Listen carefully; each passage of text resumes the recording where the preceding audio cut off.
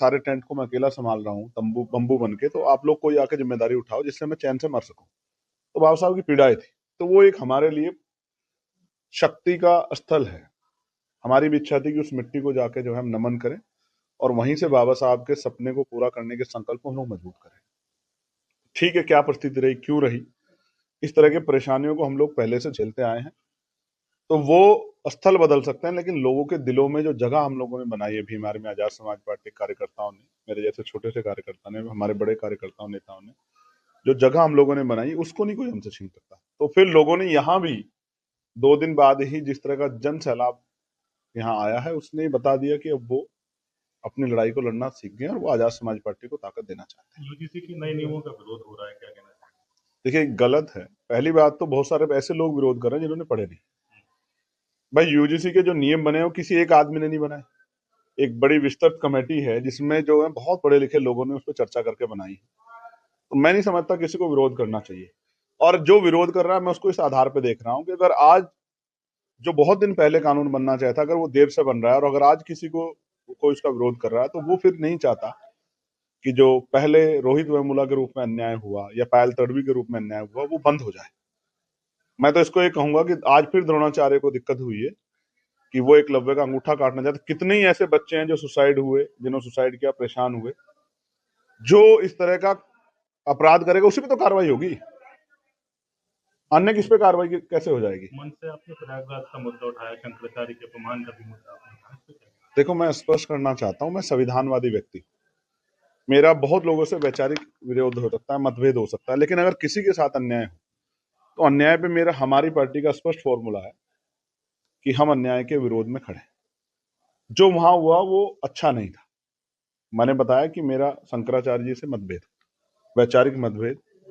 मैं भी मनुष्य हूं, वो भी मनुष्य है। मतभेद ये है कि वो वर्ण व्यवस्था को मानते हैं, मैं उसको नहीं मानता। मैं तो मानता हूं जन्म के आधार पे कोई ऊंचा और जन्म के आधार पे कोई नीचा नहीं हो सकता है। वो मनुस्मृति को मानते हैं, मेरी असहमति है। मैं संविधान को मानता हूँ। ठीक है, आर्टिकल 25-26 ने उनको आजादी दी तो हमें भी आजादी है। लेकिन जिस तरह से चोटी पकड़ पकड़ के सरकार ने वहां जो है छोटे जो हैं ब्रह्मचारियों को पिटवाने का काम किया, तो वो अच्छा नहीं लगा देखने में।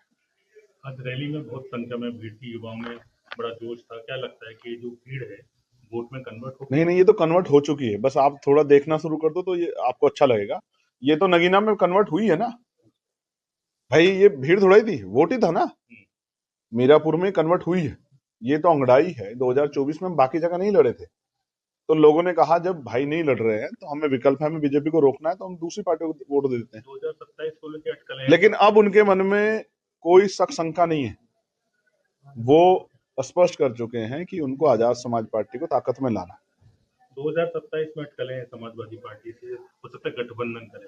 अटकलें नहीं, मैं आपको स्पष्ट रूप से बताता हूँ कि अति पिछड़ा जो समाज है, हम उसको अलग से 15% रिजर्वेशन देंगे, 27% के अतिरिक्त विषय विचार निजी क्षेत्रों में आरक्षण लागू कराएंगे, promotion reservation SC ST OBC को लागू कराएंगे, अच्छी शिक्षा व्यवस्था लागू करेंगे जिसमें गरीब भी अच्छी पढ़ाई अपने बच्चों को करा सके, अच्छी चिकित्सा पॉलिसी लेके आएंगे, कानून व्यवस्था अच्छी करेंगे, महंगाई को कमजोर करने का काम करेंगे, लोगों को, व्यापारियों को, जिस तरह डंडा चल रहा है, जिस तरह व्यापारियों पे जुल्म हो रहा है, यहाँ जूते का व्यापार बड़ा मजबूत है, अलीगढ़ में तालों का जो है बड़ा काम है, फिरोजाबाद में कांच का है। जिस तरह अधिकारियों का डंडा चल रहा है, मैंने बहुत लोगों से सुना कि रिक्शा जब लेके जाते हैं तो वो आके GST के छापे के नाम 50-50 हजार रुपए की रिश्वत लेते हैं। कुछ अधिकारी जो हैं वो सारे अधिकारियों पे सवाल खड़ा कर रहे हैं। तो ये सब हमारे सामने है, किस तरह सरकार न्यायपालिका पे दबाव बनाने का काम कर रही है। जो संभल में हुआ, 3-4 महीने पहले वो वहां आए थे, कोई ट्रांसफर ड्यू नहीं था, कोई प्रमोशन नहीं हुआ, जिस तरह से उनका जो है, और फिर बाद में जनमानस के भावनाओं के दबाव में उनका भी, जो जिनको बनाया गया सीएम, उनका भी ट्रांसफर हुआ। ये सब सबके सामने है। आज नया एक आदेश आया न्यायपालिका का कि भाई SC ST को अगर फोन पे गाली देंगे तो अपराध नहीं होगा। SC ST को छोड़िए, अगर कोई किसी को फोन पे धमकी देगा तो वो धमकी मानी जाएगी, लेकिन SC ST को अगर कोई फोन पे अपमानित करेगा तो उसको अपराध नहीं मानी। क्या मजाक हो रहा है?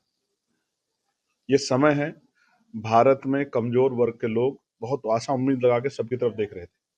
पिछड़े, अति पिछड़े, ईसाई, जैन, बौद्ध, सिख, मुसलमान, दलित, अब उनकी उम्मीदें औरों से खत्म हो रही है और अपने लोगों से ज्यादा बढ़ रही है। उनको लगता है कि 75 साल में जो नहीं हुआ अब वो उन्हीं के बीच के लोग कर सकते हैं, अदरवाइज उनके लिए कोई नहीं सोचेगा।